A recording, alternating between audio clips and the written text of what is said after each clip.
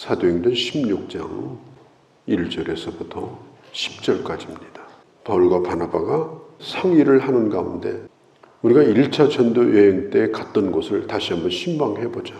그들이 잘 있는지, 신앙생활을 잘하는지, 믿음을 잘 지키고 있는지, 그렇게 서로 이야기를 하고 이제 출발을 하려고 할 때 마가의 문제 때문에 다투는 일이 생겼어요.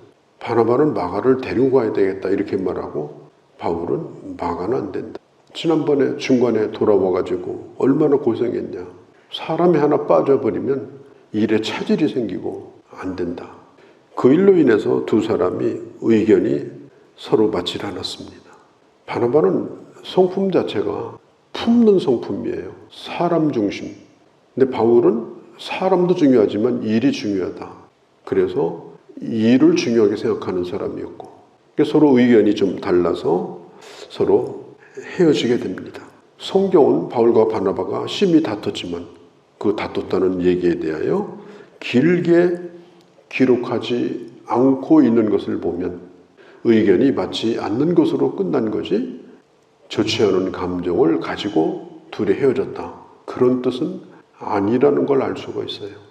그래서 바나바는 마가를 데리고 1차 전도 여행을 했던 순서대로 배를 타고 구브로로 갑니다. 처음에 그렇게 시작을 했거든요. 그리고 바울은 거꾸로 마지막에 갔던 곳을 먼저 찾아가면서 그렇게 서로 방향을 달리해요. 여기서부터 바나바 얘기가 더 이상 나오지 않아요. 바울이 길리기아 지방으로 갔습니다. 길리기아는 바울의 고향이 가까운 곳이죠. 거기에서 바울의 사역이 시작이 되는 거예요. 참 바울도 많이 고민을 했을 거예요. 바나바와 함께들 했는데 어떻게 해야 되는가. 그때 하나님께서는 바나바 대신에 예루살렘에서 데려온 실라와 함께, 이 실라는 아주 충성스러운 사람입니다. 예루살렘 교회 출신이에요. 2차 전도 여행을 출발을 해요. 방향도 전혀 달라졌고 같이 동행하는 사람도 전혀 달라졌습니다. 우리 인생이라고 하는 것은 마치 여행과 같아서 어디를 갔는데 갑자기 계획이 바뀌는 일이 비일비재합니다. 이걸 먹으려고 했는데 저걸 먹게 되고 이곳에 좀 머물려고 했는데 다른 곳에 가게 되고 전혀 뜻밖의 사람을 만나고 거기다가 사고 나기도 하고 그게 우리 인생이에요. 인생은 본래 내 뜻대로 안 되는 게 인생이에요. 우리가 이제까지 살면서 내 뜻대로 된 게 몇 가지가 있어요. 그러니까 뭘 하려고 할 때 내 뜻대로 하려고 막 고집을 부리고 내 뜻대로 안 됐느냐고 불평하고 다니고 아니 이제까지 내 뜻대로 안 되는 인생을 살았으면서 오늘 또 그렇게 살면 어떻게 합니까? 내 뜻대로 안 될지라도 감사하고 그렇게 하나님이 여기까지 인도하셨는데 하나님이 내 인생을 인도하는 거지 내 뜻대로 되는 거냐? 그리고 나가야 되는 거예요. 종교개혁자 루터가 본래 법률을 공부한 사람이에요. 그래서 법률가가 되려고 했어요. 근데 그 친구가 갑자기 급사해서 죽는 걸 보면서 그가 수도사가 됐고 로마 카톨릭의 수도사가 되려고 했는데 뜻밖의 그런 종교개혁자가 됐어요. 유명한 이 리빙스턴은요, 이 본래 중국 선교를 하려고 했습니다. 그렇게 기도하고 준비하고 뜻밖의 그가 아프리카로 가가지고 아프리카 선교사가 됐어요. 선교사의 아버지라고 불리우는 윌리엄 켈이라는 분이 있는데 이분은 남태평양으로 가서 선교사가 되려고 했는데 일생토록 인도 선교를 하다가 죽었습니다. 내 뜻대로 되는 게 아닙니다. 오늘 뭐가 내 뜻대로 안 된다고 그래서 절대로 불평하면 안 돼요. 저 사람 이렇고 이 사람 이렇고 내가 이렇게 하려고 했는데 왜 저렇고 그렇게 하지 마세요. 내 인생은 하나님이 주장하시는 거고 하나님께서 다시는 거지 내 뜻대로 되는 겁니까? 오늘 바울 같은 사람이 하나님이 쓰시는 분인데 그가 언제 길리기아로 가려고 그랬어요? 실라 데리고 가려고 그랬어요? 생각도 안 했던 일이에요. 그런데 뜻밖의 그렇게 일이 어그러져 가지고 그렇게 할 수밖에 없었던 거예요. 바울이 불평하고 원망하면서 그 바나바 때문에 그런 얘기를 한 적이 있습니까? 우리가 이걸 깊이 생각해야 돼요.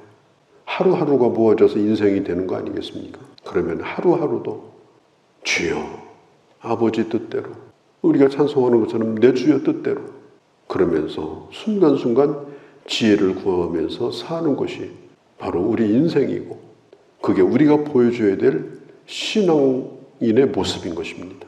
하나님은 어떤 길을 막아놓으시고 어떤 길을 또 열어놓으실 때가 많아요. 그렇게 해서 하나님께서는 우리의 인생을 끊임없이 수정하고 바꾸시면서 우리의 인생을 주께서 주정해 나가시는 거예요.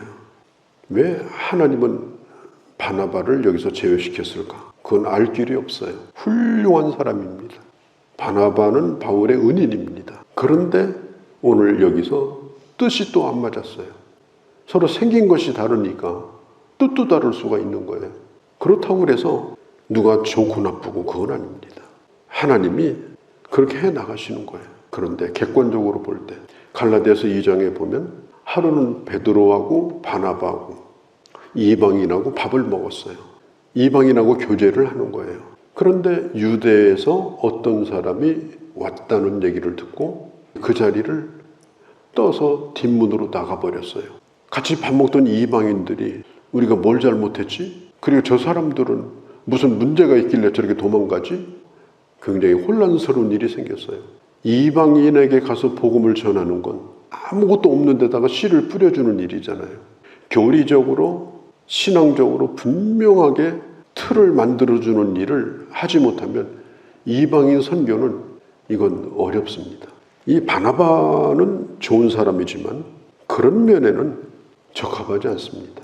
바나바를 빼고 충성스러운 실라를 붙여가지고 전도를 하게 한 것 같습니다. 마가 같은 젊은이가 있으면 참 좋겠는데 그런 사람이 있으면 좋겠다. 그런 아쉬움이 있지 않아요? 그런데 하나님께서 또 한 사람을 준비해 두셔요. 그건 데리고 간 사람이 아니라 만난 사람이에요. 누구냐? 디모데예요. 디모데는 젊은 사람입니다.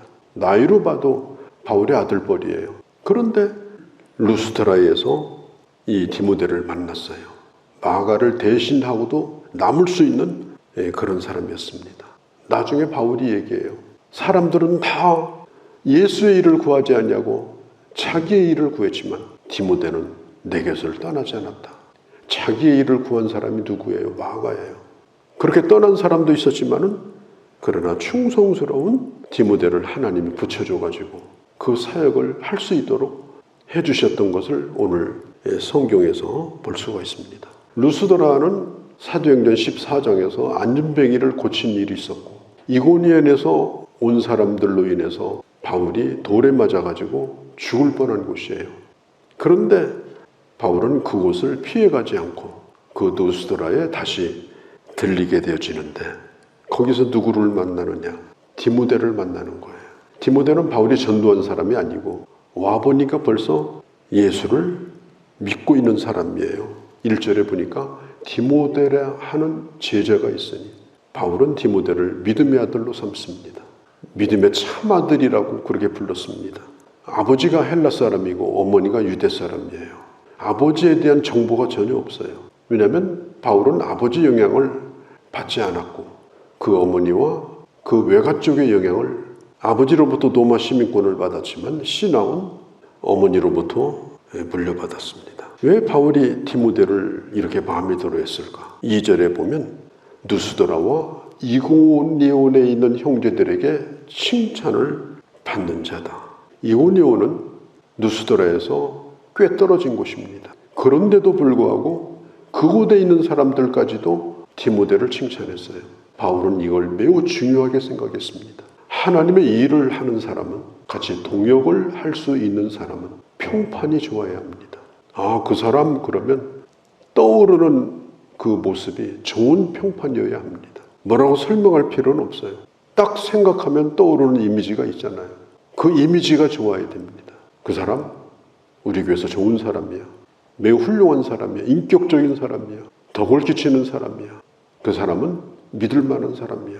변함이 없는 사람이야. 저도 그렇고 여러분도 그렇고 그런 칭찬을 받을 수 있는 사람이 되기를 바랍니다. 우리가 사람들에게 밥 사주고 떡 사줘서 칭찬받는 게 아니고 팔짱 끼고 다니면서 칭찬받는 게 아니고 나를 처음 본 사람, 대화는 해보지 않았지만 교회에서 늘 오고 가면 인사하고 대화는 해보지 않았지만 서로 잘 모르는 사이지만은 그 사람이 그를 칭찬해 주는 거예요. 그게 진짜 칭찬입니다. 같이 밥 먹고 놀던 사람이 칭찬하는 건 아무 상관없어요. 그건 전혀 모르는 사람이 몇 번 만나보더니 그 사람 참 훌륭한 사람이다. 디모데가 그런 사람이에요. 그것도 누스더라뿐 아니라 먼 데 있는 이고니온에 있는 사람들까지 이 사람을 예수의 제자로 인정하고 칭찬을 했다는 것입니다. 또 한 가지는 3절에 보면 바울이 그를 데리고 떠나고자 했어요. 거기 부모도 있을 테고. 그런데 바울이 떠나고자 한다고 거기를 떠나기가 쉽습니까? 바울처럼 선교에 헌신한 사람도 아니고 죽을 각오를 한 사람도 아니고 그런 생각을 해본 적도 없는 사람인데 바울이 디모데에게 나하고 같이 가자. 그렇게 하면 그게 쉽게 떠날 일입니까? 아무런 보장이 없습니다. 바울은 디모데를 보장해 줄 수 있는 능력이 없는 사람입니다. 놀랍게도 디모데는 바울을 따랐습니다. 이게 정말 중요한 거예요. 따라오는 것. 가자 그러면 따라오는 것. 그게 중요한 거예요. 디모데가 그런 사람이에요. 어떤 것도 묻지 않았어요. 어떤 보장도 요구하지 않았어요. 어떤 역할을 할 거냐 포지션도 묻지도 않았어요. 하나님의 부름으로 알고 그 부름에 순종했습니다. 고향으로 돌아올 거라는 보장도 없었어요. 어디서 어떻게 될지도 몰라요.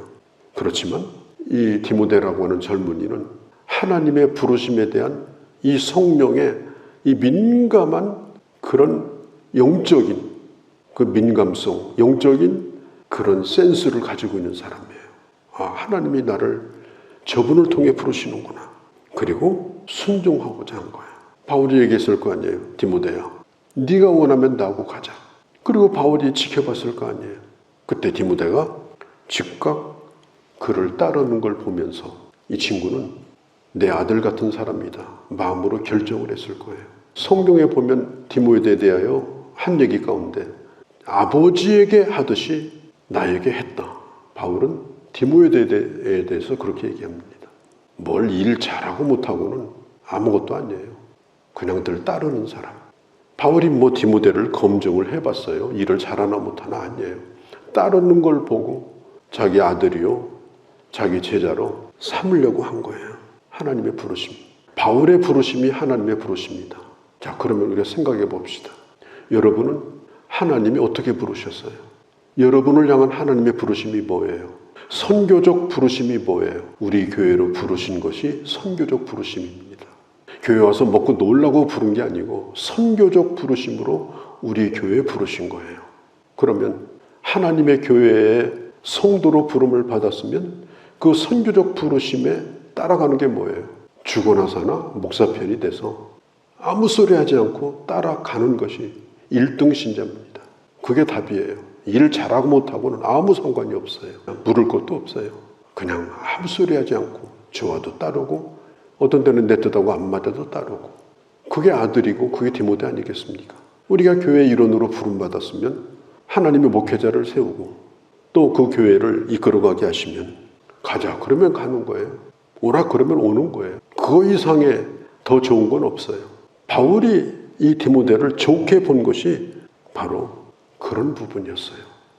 또 한 가지는 디모데가 할례를 받았어요. 이건 참 귀한 일입니다. 적어도 디모데는 20세 이상 된 사람일 거예요. 그때 당시는 의술이 좋지 않아가지고 무서워서 할례를 못 받습니다. 덧나버리면 큰일 납니다. 그래서 할례를 받는 것은 유대인들도 잘 못 받았던 게 할례예요. 더군다나 디모데는 아버지가 이방인이에요. 그것도 바울이 너 할례 받아라. 그러니까 황당한 일이잖아요. 그런데도 디모데는 바울의 말에 순종을 했어요. 할례를 받았어요. 정말 감동이 아닐 수가 없어요. 순종이라는 건 뭐냐? 바로 이런 것이 순종입니다. 바울이 디모데를 데리고 다니면서 이방인에게만 전도하는 것이 아니고 수시로 회당에도 들어가서 유대인도 전도해야 되는데 분명히 물을 거 아니에요. 저자가 누구냐 그러면 디모데라는 사람이냐고. 바울이 꼭 그랬을 거예요. 할례 받은 유대인이다. 복음 전하는데 할례 하나 받아놓으면 얼마나 그들과 함께 하는데 도움이 되는지 몰라. 힘들고 어려워도 자기를 낮추면서 디모데는 할례를 받은 거예요. 그가 젊은이지만은 얼마나 깊이 바울과 하나님께 순종하는 한 사람인지 몰라요. 그래서 아들이라고 삼은 겁니다. 그냥 아들 삼은 게 아니에요. 사도 바울이 고린도전서 9장에 이런 얘기를 해요. 내가 자유자에게는 자유자처럼, 종에게는 종처럼, 유대인에게는 유대인처럼, 율법이 없는 이방인에게는 이방인처럼 내가 된 것은 그들과 같이 되어서 한 사람이라도 구원하려고 그렇게 한 것이다. 디모데도 바울과 같은 생각을 한 겁니다. 고린도전서 9장 끝에 보면 복음에 참여하게 하려 함이라. 복음 전하는 일에 참여하기 위해서 그 사람처럼 되고자 했던 마음이 있었기 때문에 바울도 디모데에게 할례를 요구했고 디모데도 순종하여 할례를 받은 겁니다. 심지어 예루살렘 교회에서 결정한 것이 이방인에게 할례를 받으라고 요구하지 말라고 공문까지 써서 줬는데도 바울이 그걸 어기고 할례를 준 거예요. 왜? 복음 때문에. 참 귀한 일이 아닐 수가 없죠. 그렇다고 그래서 이 바울이 예루살렘 교회가 가르친 것을 어겼냐? 아니에요. 4절에 보면 이방인 교회에 다니면서 예루살렘 교회가 얘기해 준 그 공문을 다 읽어줬어요. 그걸 다 지켜요. 지키면서도 복음이 중요하기 때문에 그는 디모데는 받은 겁니다. 5절에 보면 이렇게 얘기해요. 이에 여러 교회가 믿음이 더 굳건하여지고 수가 날마다 늘어가니라. 바울의 이 아시아 사역이 참 잘 된 거예요. 첫째는 내적인 부흥이 일어났어요. 믿음이 다 굳건해졌어요. 둘째는 수가 어떻게 불어났느냐? 날마다 불어났어요. 내적으로는 믿음이 굳건해지고 외적으로는 수가 불어났어요. 수만 불어나고 믿음이 굳건하지 못해도 안 돼요. 우리는 알곡신자다. 그런데 부흥은 안 돼. 그것도 큰 문제예요. 이 아시아에 있는 교회들은 이 두 가지가 다 부흥됐습니다. 이게 부흥이에요. 날마다 부흥됐다고 했어요. 날마다 부흥됐다는 것은 두 가지를 의미해요. 날마다 그들이 모였고 날마다 복음을 전했어요. 교회는 날마다 기도하러 모이는 곳이요. 교회는 날마다 전도하는 곳이요. 그래서 날마다 이 부흥이 일어난 겁니다. 성경에 나와 있는 얘기라고 생각하지 말고 이건 우리들의 얘기가 되어야 하고 이것은 우리의 교회 얘기가 되어야 합니다. 우리가 꿈꾸는 부흥이 뭡니까? 이런 부흥인 거예요. 나도 믿음이 굳건해지고 나로 인하여 다른 사람이 예수 믿는 역사가 나타나고 이런 내적이고 외적인 성숙과 성장이 일어나고 그렇게 해서 하나님의 교회가 든든히 서가는 한 교회뿐 아니라 여기 보면은 여러 교회라고 그래요. 이미 교회가 많이 세워진 거예요. 참 놀라운 일이죠. 거룩하신 우리 아버지, 오늘 사도 바울이 바나바와 결별하고 2차 전도 여행을 시작하면서 그가 만났던 사람들, 그를 통해 이루어졌던 일들을 보면서 우리 인생이나 우리 사역은 내 뜻대로 되는 것이 아니라 아버지 뜻대로 되어짐을 언제나 인정하고 아버지 뜻 앞에 내 뜻을 꺾어버리고 무릎을 꿇는 자들이 우리 교회에 가득 차게 하시고 성령에 충만하여 성령의 뜻을 따라 하나님의 역사를 이루어갈 수 있는, 그래서 교회가 굳건해지고 날마다 믿는 자가 늘어나는 그런 역사가 있게 하여 주시옵소서. 우리를 통하여 그 일을 이루어주시고 디모데와 같은 그런 훌륭한 예수의 제자요 또한 믿음의 자녀들이 다 되게 하여 주옵소서. 우리 주 예수님의 이름으로 기도하옵나이다. 아멘.